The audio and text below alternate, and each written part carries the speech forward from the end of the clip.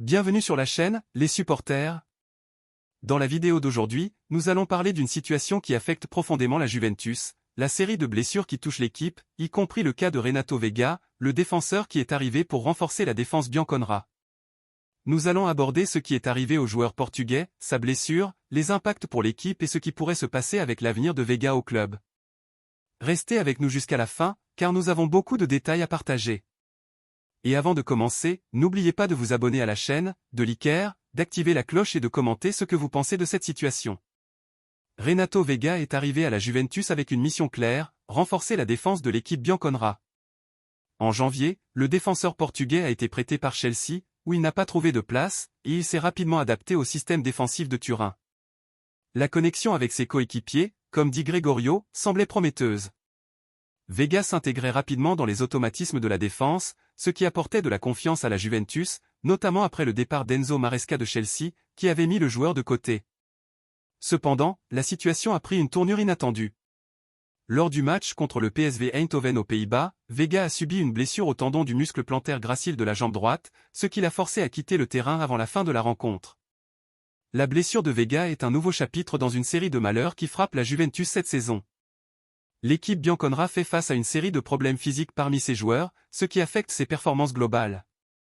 Avec la perte de Veiga, qui devrait initialement être éloigné pendant quelques semaines, l'équipe se retrouve encore plus vulnérable. Bien que l'absence du défenseur soit temporaire, elle survient à un moment critique, surtout après la défaite contre le PSV, qui a représenté l'une des défaites les plus amères de la saison.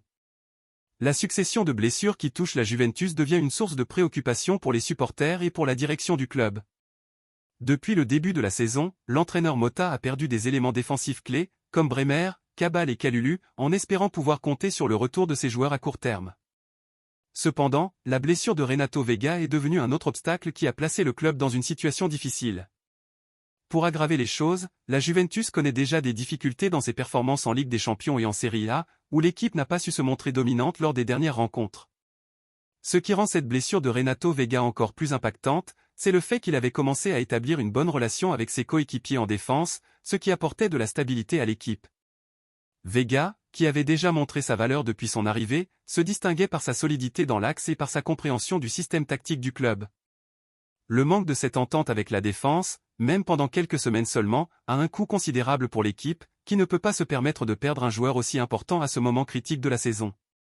De plus, la Juventus se trouve à un moment crucial, où les défaites lors de matchs décisifs peuvent affecter encore davantage le moral des joueurs. La défaite humiliante contre le PSV, par exemple, n'a pas été seulement une défaite en termes de points, mais également un coup psychologique pour les joueurs, qui tentaient de retrouver une stabilité après tant de problèmes physiques. La récupération mentale après une telle défaite est toujours difficile, et l'impact de perdre des joueurs clés comme Veiga est profond pour le groupe. La question est de savoir comment Motta et la direction du club vont gérer cette pression lors des prochains matchs. Une solution possible serait de chercher des alternatives sur le marché, comme l'a mentionné Cristiano Giuntoli, qui travaille à maintenir Veiga au club, mais qui pourrait aussi envisager des options pour renforcer la défense.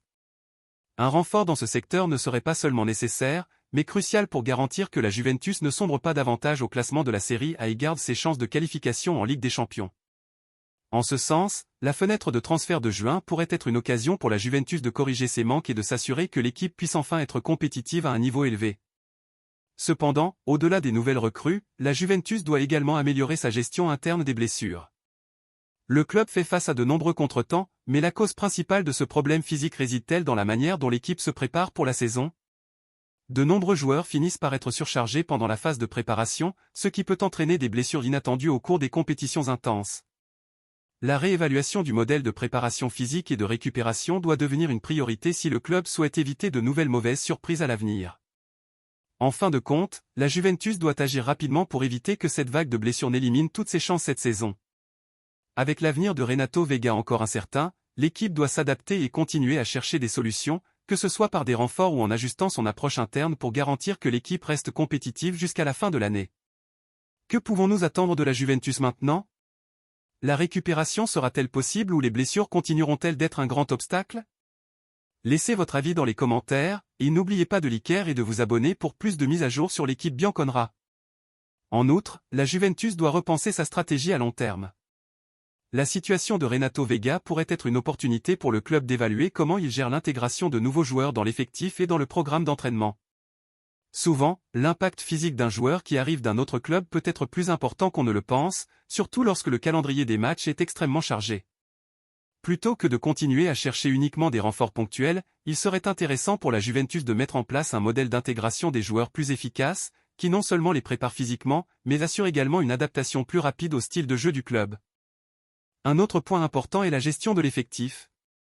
Avec tant de blessures et d'absences, Motta a été contraint de faire des ajustements constants dans sa composition, ce qui compromet l'entente de l'équipe.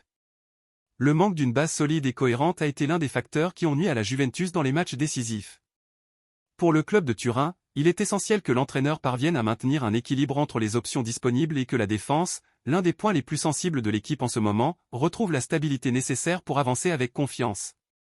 En outre, la question du calendrier devient une préoccupation constante pour la Juventus. Le rythme intense des matchs peut être en train de surcharger les joueurs, ce qui entraîne une série de blessures qui pourraient être évitées. Le manque de temps de récupération entre les matchs est une réalité difficile pour de nombreuses équipes, mais la Juventus, en tant que l'un des clubs les plus importants d'Europe, doit trouver des moyens de protéger ses actifs les plus précieux, afin d'éviter que ses stars ne se blessent à cause de la quantité de matchs en si peu de temps. En ce qui concerne la défense, qui est l'un des secteurs les plus affectés, il est crucial que la Juventus ne cherche pas seulement des solutions à court terme, mais aussi qu'elle pense à comment renforcer ce secteur pour l'avenir. L'arrivée de Vega était vue comme un bon pari pour renforcer la profondeur de la défense, mais il rejoint maintenant une liste croissante de blessures qui inclut Bremer et d'autres joueurs essentiels. Par conséquent, la direction de la Juventus devrait envisager des renforts pour la prochaine fenêtre de transfert, en privilégiant des joueurs qui puissent contribuer immédiatement et minimiser l'impact des absences. Cependant, n'oublions pas que la Juventus a des ressources et qu'elle a la capacité de se relever. L'effectif est talentueux, et l'équipe a les moyens de retrouver sa forme et de surmonter ses contretemps. Maintenant, plus que jamais, l'équipe a besoin d'unité, de résilience et de concentration pour surmonter les défis.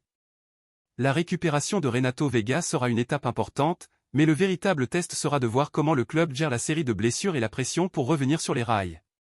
Supporters, qu'en pensez-vous?